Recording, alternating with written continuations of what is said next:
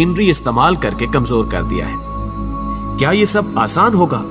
हरगिज नहीं। जब मस्जिद अक्सा, जो कि मुसलमानों का किबला अव्वल है, गिराई जाएगी तो कमजोर और बिखरे होने के बावजूद तमाम मुसलमान उठ खड़े होंगे, चाहे कोई सुन्नी हो, शिया हो, वहाबी हो या देवबंदी हो, अपने किबला अव्वल की शहादत को किसी सूरत बर्दाश्त नहीं करेंगे। इस मामले में आज भी तमाम मुसलमान मुत्तहिद हैं।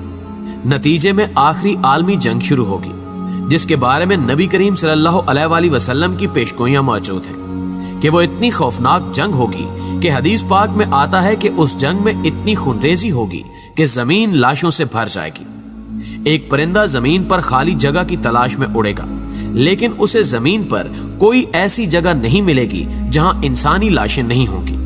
हत्ता कि वो थक कर गिरेगा तो जहां गिरेगा वहां भी लाशों का ढेर होगा।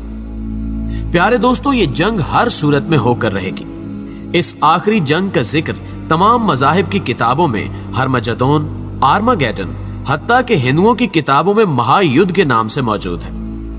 यहूदी और ईसाई इस जंग के लिए मुकम्मल तैयार हैं। उनकी एक नेटो फौज पूरी तैयारी की हालत में है, जबकि मुसलमान अभी तक अपने मसलकों में उलझे हुए हैं या उनको अयाशियों, बदमाशियों और फिरका परस्तियों में उलझा दिया गया है।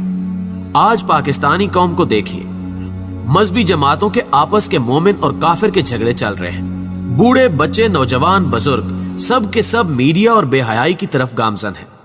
मेरी कौम को इन चीजों में उलझाकर दीन से दूर करके ये लोग अपने असल मिशन पर पूरी तवज्जो से काम कर रहे हैं। प्यारे दोस्तों, मेरी आवाज किसी तक पहुंचे या ना पहुंचे, किसी के दिल पर असर करे या ना करे, मैं कोशिश करके अपने हिस्से का फर्ज अदा करता रहूंगा। अगर आपको भी मेरी कोशिश अच्छी लगे तो इस पैगाम को अपने दीगर दोस्तों तक फेसबुक और व्हाट्सएप के जरिए जरूर पहुंचाइए।